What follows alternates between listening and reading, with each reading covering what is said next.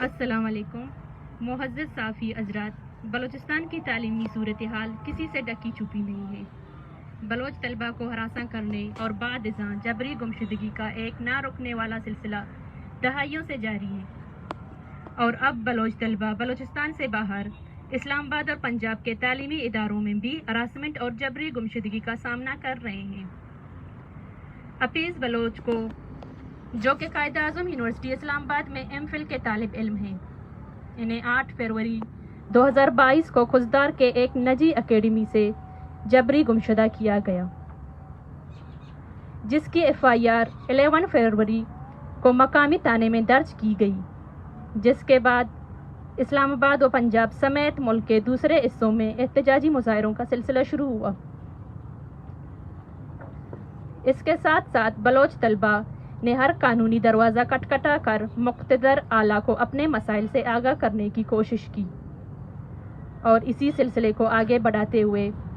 1 مارچ 2022 کو press club اسلام آباد کے سامنے حفیظ بلوچ کی بحفاظت رہائی اور بلوچ طلبہ کے ساتھ ہونے والے ہراسمنٹ کو روکنے کے لیے ایک علامتی بھوک ہڑتالی کیمپ بھی لگائی گئی،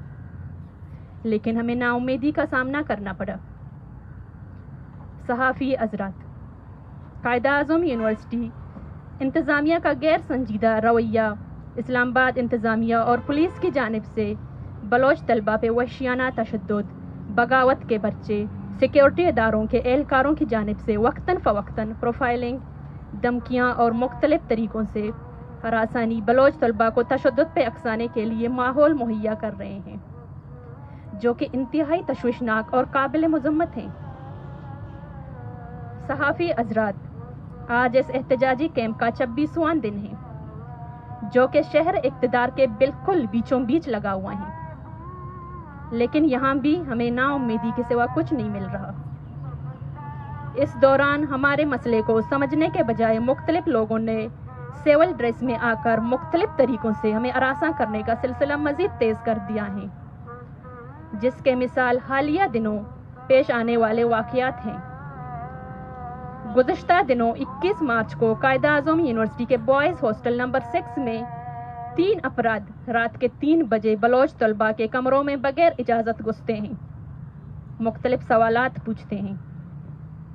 اور دوسرے بلوچ طلبہ کے بارے میں غیر قانونی و غیر آئینی طریقے سے معلومات اکٹھا کر کے طلبہ کو ہراساں کرتے ہیں۔ کل ہمارے ایک اور بلوچ طالب علم کو اسلام آباد پریس کلب کے باہر ایک سیاہ رنگ کی گاڑی میں سوار چند افراد نے پیچھا کرتے ہوئے روکا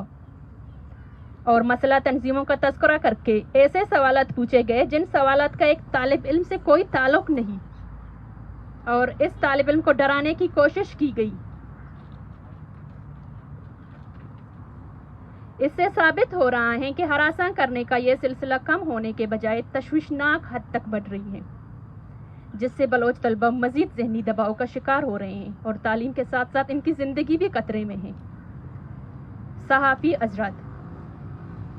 8 فروری سے ہم پرامن احتجاجی سلسلہ جاری رکھے ہوئے ہیں، لیکن باوجود اس کے حفیظ بلوچ کی بحفاظت رہائی اور بلوچ طلبہ کی ہراسمنٹ کا خاتمہ ہو،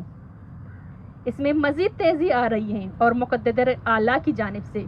اس مسئلے پر غیر سنجیدہ رویہ اپنا کر ہمارے مطالبات کو نظر انداز کیا جا رہا ہے۔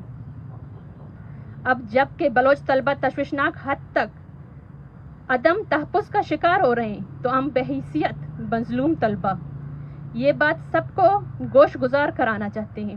کہ اس دوران بلوچ طلبہ کے ساتھ پیش آنے والے کسی بھی ناخوشگوار واقعے کے ذمہ دار اسلام آباد انتظامیہ اور سیکیورٹی اداروں سمیت پنجاب اور اسلام آباد کے یونیورسٹیاں ہوں گی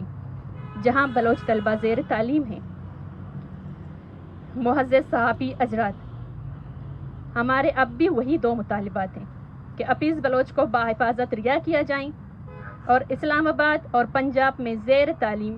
بلوچ طلبہ کی پروفائلنگ، انہیں دھمکیاں دینا اور مختلف طریقوں سے ہراساں کر کے عدم تحفظ کا شکار بنانا بند کیا جائیں۔